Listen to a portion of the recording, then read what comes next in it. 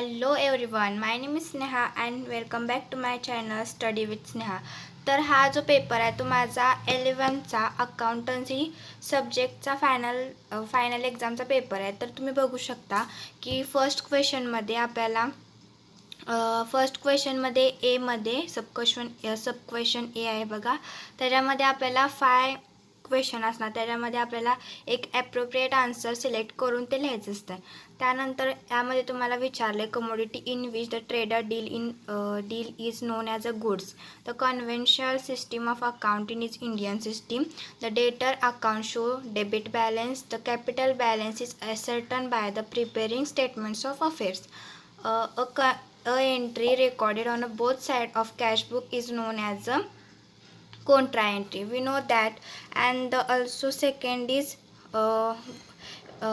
इथं आपल्याला वर्ड किंवा एक फ्रेज वगैरे लिहायचं आहे. तर इथं आपण concession is given for the immediate payment, इथं कॅश डिस्काउंट येतं. The transferring of the journal entry to appropriate account in a ledger. याचं आन्सर येते posting. Account to which difference in a trial balance is transferred. Means जो trial बॅलन्समध्ये जो difference येतो आहे तो आपण सस्पेन्स अकाउंटमध्ये ट्रान्सफर करतो आहे. त्यानंतर फोर्थ आहे तो पर्सन हू मेंटेन पेटी कॅश बुक, त्याला पेटी कॅशियर म्हणतात ना. आणि फिफ्थ आहे तर types of assets on which depreciation is charged. म्हणजे अशा कोणत्या ॲसेट आहे त्याच्यावर डेप्रिसिएशन चार्ज होते, तर त्या आहे ते फिक्स्ड ॲसेट्स. त्यानंतर do you agree or disagree with the statement. हे आन्सरमध्ये तुम्हाला इथं डिसॲग्री काय ॲग्री लिहायचं आहे. म्हणजे depreciation is charged on a value of assets. म्हणजे व्हॅल्यू ऑफ ॲसेट्सवर म्हणजे depreciation increase the value of assets. ते डेप्रिसिएशन ही व्हॅल्यू ॲसेटची व्हॅल्यू आहे ती डिक्रीज करते. मग हे डिसॲग्री येणार. The narration is required for every entry.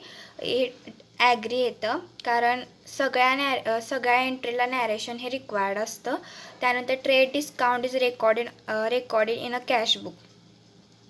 हे डिसॲग्री येणार कारण ट्रेड डिस्काउंट हे सेपरेटली रेकॉर्डच केलं जात नाही कोणत्या पण बुकमध्ये. आणि capital means excess of liabilities over the assets. हे पण डिसॲग्री येतं. त्यानंतर फिफ्थ आहे ते credit balance of profit and loss account is net profit. हे पण डिसॲग्री येतं कारण हे पण डिसॲग्री येतं. त्यानंतर क्वेश्चन नंबर 1 मधला जो डी आहे त्याचे बघा क्वेश्चन तुम्ही ऑडमॅन आउट तुम्ही लिहू शकता. यातलं आउटस्टँडिंग एक्सपेन्स आहे फर्स्टचं. दुसऱ्याचं येते स्टॉक इन ट्रेड. थर्डचं आहे ते प्लांट अँड मशिनरी. फोर्थचं ह्यातलं कोणतं येते बघा आउटस्टँडिंग वेजेस. त्यानंतर फिफ्थ क्वेश्चन आहे त्याचं कॅश इन हँड येतं आन्सर.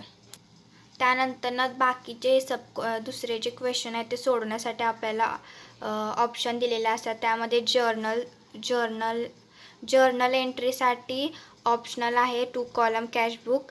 ह्याचे क्वेश्चन तुम्ही बघू शकता. आणि लेजरसाठी ऑप्शनल आहे ते सबसिडरी बुक. आणि देन सिंगल एंट्रीसाठी rectification of errors. Single entry सोपं आहे, मग सिंगल एंट्री तुम्ही करू शकता. त्यानंतर पेटी कॅश बुकसाठी ऑप्शनल आहे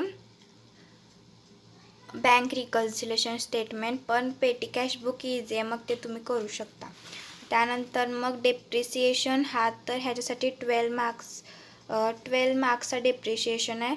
तर मग ह्याच्यासाठी काय ऑप्शन नाही आहे. तर हा असा क्वेश्चन विचारला जाऊ शकतो. त्यानंतर 7th क्वेश्चन आहे ते फायनल अकाउंट. हे खूप महत्त्वाचं आहे.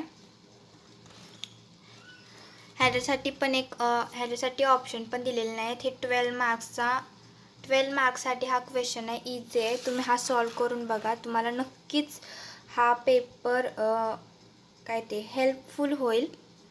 सो जर चॅनलवर नवीन असाल तर सबस्क्राईब करायला विसरू नका. थँक्यू.